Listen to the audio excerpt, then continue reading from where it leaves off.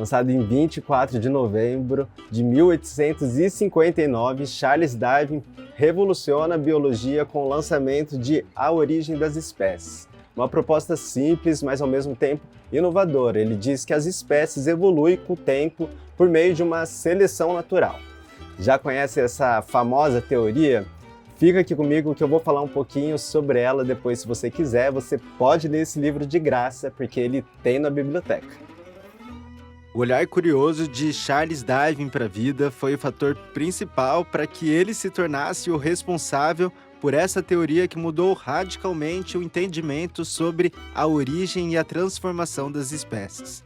A ideia central é assim: indivíduos mais adaptados ao meio ambiente têm mais chances de sobreviver e deixar descendentes, e os que não se adaptaram às necessidades do meio em que vivem morrem.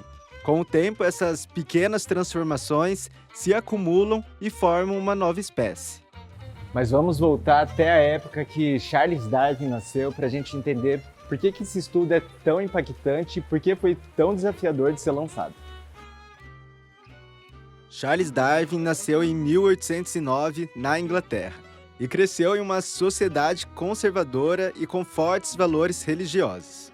O século XIX é a era vitoriana, que corresponde de 1837 a 1901 e recebeu esse nome devido ao reinado da Rainha Vitória. Durante esse período, a sociedade acreditava na teoria do criacionismo, que é a crença de que Deus criou o mundo e todas as espécies.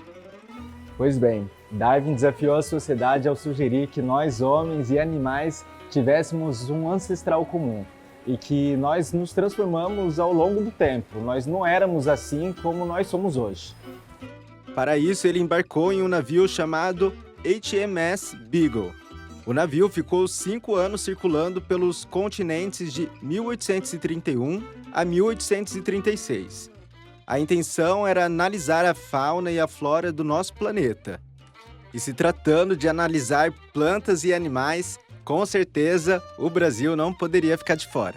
Durante 4 anos e meio, ele integrou a tripulação do navio HMS Beagle, que fazia levantamentos costeiros e cartográficos de diferentes regiões. A expedição começou em dezembro de 1831, no Reino Unido. Margeou ilhas europeias e africanas, chegou ao Brasil, desceu para o Uruguai e Argentina, cruzou o Estreito de Magalhães, passou por Chile e Peru, aportou em Galápagos, foi para a Oceania e África do Sul e precisou passar de novo pelo Nordeste brasileiro antes de voltar para casa em 1836.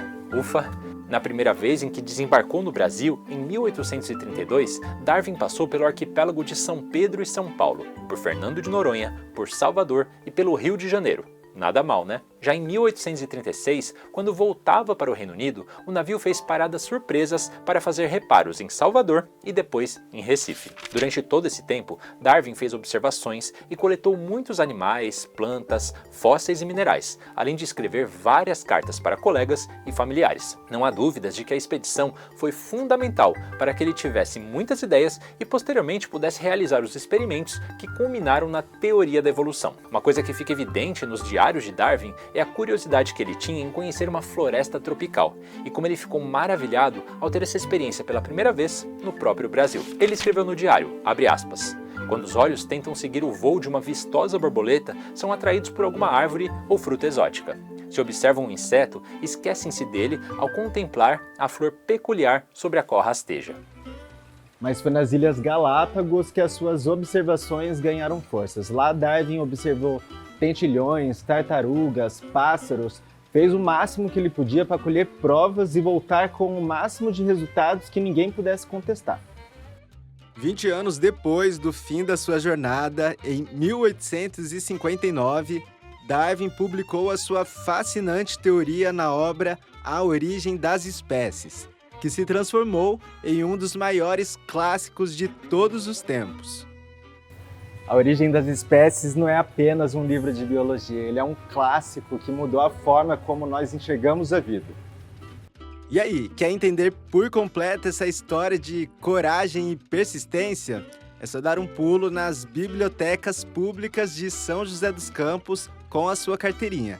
Quem sabe você não é o próximo a descobrir algo tão importante.